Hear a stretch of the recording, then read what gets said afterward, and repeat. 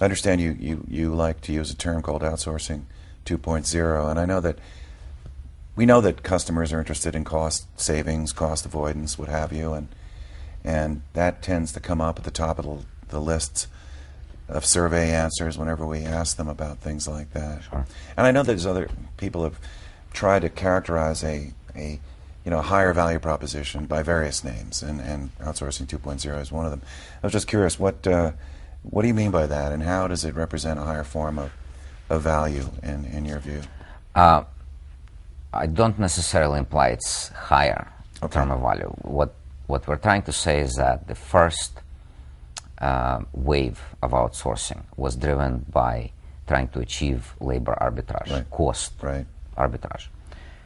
That still is a valid business driver for a lot of outsourcing business. Yeah. So it doesn't mean it's invalid in any way. Right.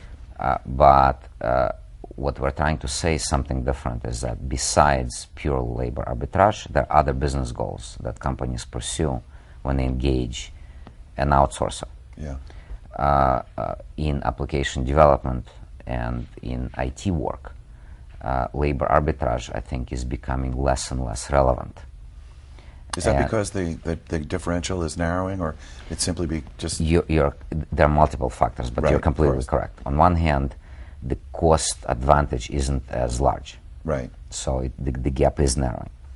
On the other hand, I think that companies who have engaged in a lot of outsourcing have learned that in some cases it's advantageous to go just after labor arbitrage. Right. In some cases that can be more expensive than paying the risk premium, engaging someone who delivers more than labor, but getting the results sooner.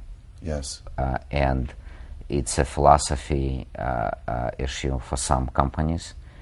For some companies, it's a complete necessity. When if there is a large project, you don't want your outsourcing relationship to look like a large, lumbering, big 4, big 5 type, time and materials project that can lead to a very high failure rate. So, given that the distinction between traditional systems integration companies and outsourcing companies is narrowing, or in some cases completely disappeared. Yes, I would agree with that observation. Yeah.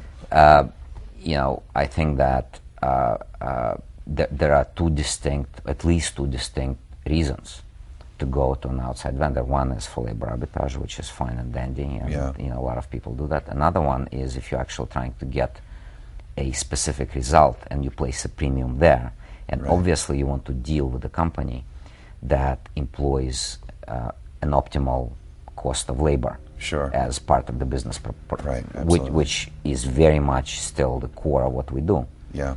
We use offshore labor. It's less expensive, and it's our specialty is to establishing offshore centers and training people to perform the type of work that we're doing. But in a lot of cases, the alignment and ability to supply a desired result is valued a lot higher than just basically supplying labor.